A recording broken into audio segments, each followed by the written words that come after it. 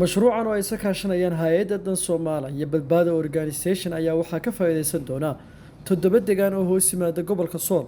kuwaasi oo loogu talagalay in la gaarsiiyo dadka jilicsan kuwa baahiyaha gaarka qaba iyo sidoo kale dadka ay abaaruhu saameeyeen wajiga koowaad ee mashruucan ayaa laga fuliyay deegaanada Saxdheer iyo Dharkeenga ee gobolka Sool waxaana mashruucan uu ka koobnaan doonaa lacag biyo dhaamis iyo agab caafimaad injineer Maxamed Ismaaciil Bulaale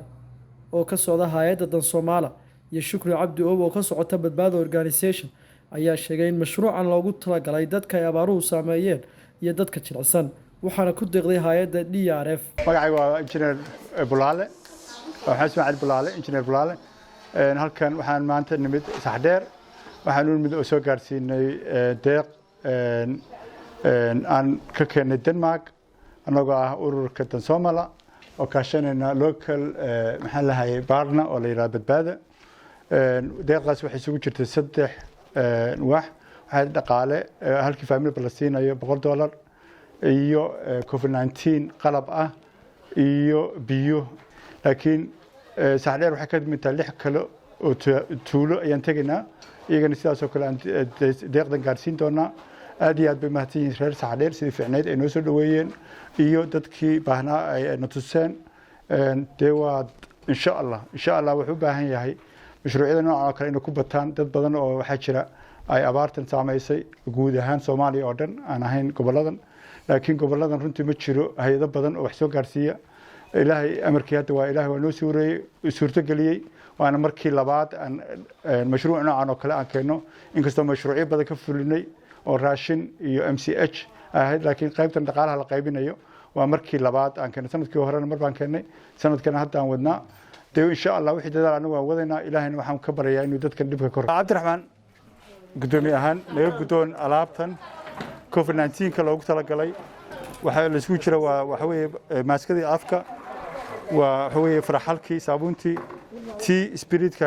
ka dhaqaysay iyo gloves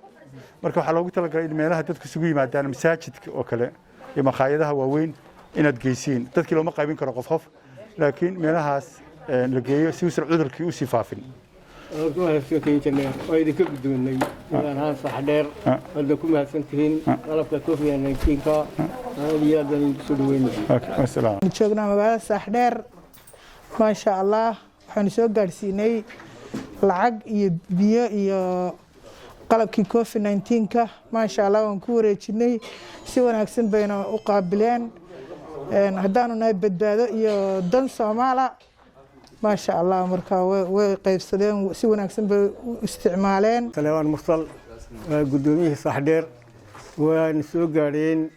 hay'adda badbaadada Soomaaliya dhaqaalihii ay wadeen qalabkii COVID-19 ka waan biyihii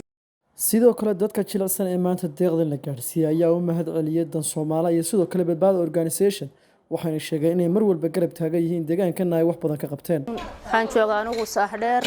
hay'aduhu wixii waana soo gaarsiiyeen waana noo yimaadeen waana idin mahad celinanaa badbaado iyo dal Soomaali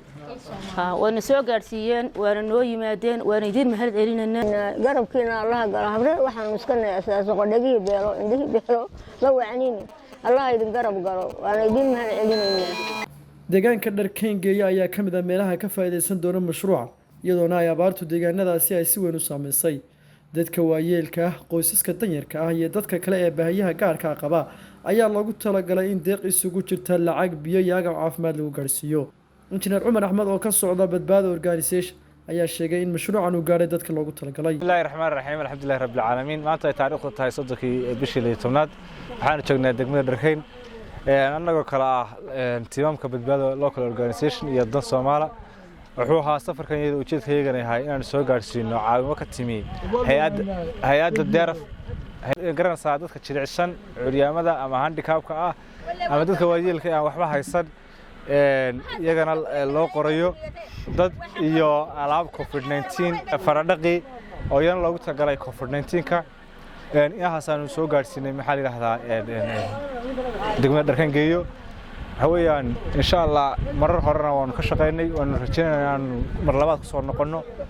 سيد في عنا ديان كنا نكسر دوي يقابك وقدومين هوش هاللو ذي waxaan joognaa degmada Dharkeengeeyo annagoo ah ururka badbaada iyo dan Soomaala waxaanu keenay caawimo biyo qalabka COVID-19 iyo lacag la siinayo dadka danyarta ah curyaaminta dadka waalan iyo dadka handicapka ah si wanaagsan bay hawshii noogu dhamaatay alxamdulillaah waxaan u mahadcelinaynaa deegaanka sida wanaagsan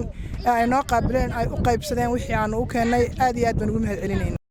sidoo kale dadka jilicsan ee maanta deeqdan la gaarsiiyay ayaa u mahadceliyay dan Soomaaliya iyo sidoo kale badbaado organization waxaana sheegay inay mar walba garab taagan yihiin deegaankana ay wax badan ka qabteen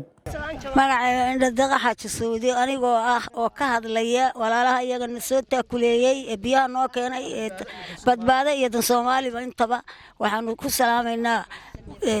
waji wanaagsan iyo sharaf iyo wanaag iyo khayrna Allah idin siiyo assalaamu calaykum waxaan ahay Faadumo Xaaji Ciise Cumar waanu idin mahadcelinaynaa waana soo gaareen badbaada iyo dal Soomaala deeqda biyaha iyo lacagtayna siisay waa alxamdulilaahi rabbil caalamiin ilaahay baa mahad iskale waa fiicannahay assalaamu calaykum waa fiicannahay ilaahay xamdigii cadar dalmar Ismaaciil baa la yiraahdaa reer Arkayn baanu nahay lacagta biyaha waana soo gaadhay ويدين مهد علينا ويدين دعينا وحنا أحسن يا شرف ونأحسن بانو يدين يدين مدني. أنا جو ورسمة الجامع وحنوت من دق عومة وكتمد هيدا تنصومالي وحنوك أنتي يبدبادو وحنوك أنتي بيدان دق العقد قيبتي كورونا فيروس كا وكم مهد علينا وحندورنا ديجان كو أطبع أبارك جيران إن هيدا وح ديجان كقيب قاطع أبارك جيران بيدان يا دق العقد بقى